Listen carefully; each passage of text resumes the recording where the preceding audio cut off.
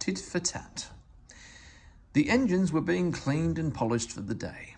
Bert, who was going out first, had a tall chimney in his funnel to draw up his fire. "We've got visitors today," said his driver. Rex yawned. "We have 'em every day," grunted Mike.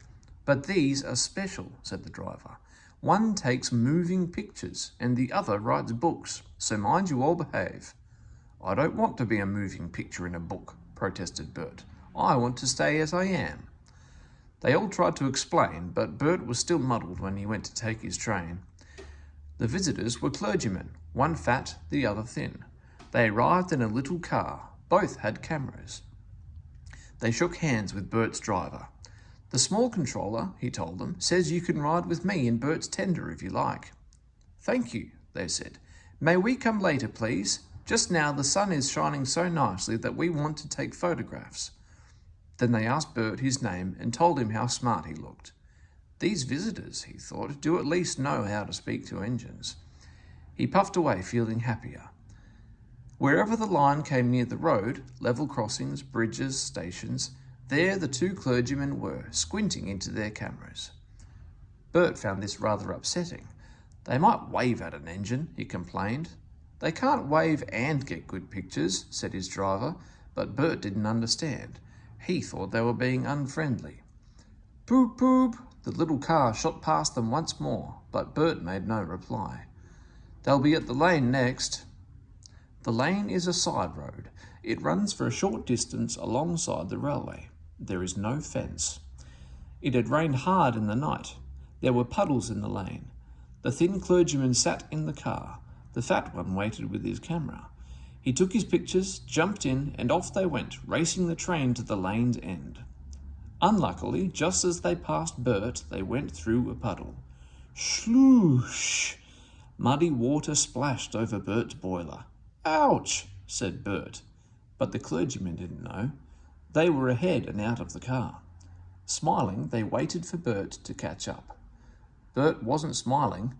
"They did it on purpose," he snorted crossly. "They splashed me! They splashed me!" Bert hissed, rolling into the last station. "Pictures indeed," he grumbled, running round his train. "I'm a nice picture, covered in mud."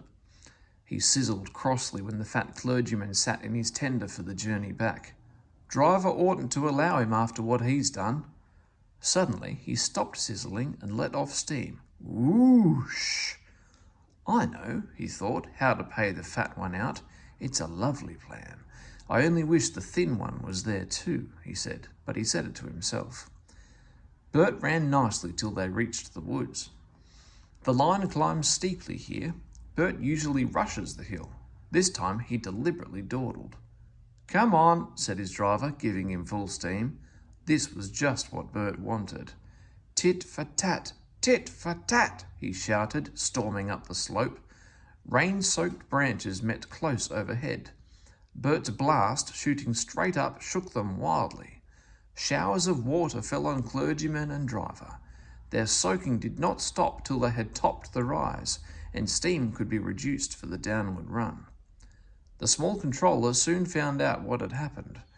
He sent Bert back to the shed. "You're a very naughty engine," he said sternly. "I won't have rudeness to visitors." "They splashed me," faltered Bert. "That's no excuse. I'm ashamed of you." Bert went sadly away. But he was happy again when Rex and Mike came in. "Those visitors are nice," he told them. "They came and said sorry, and I said sorry too. Then they cleaned me like driver does. They know lots about engines," he went on. "The thin one's writing about me in a book. He promised he'd write about you too. Think of that."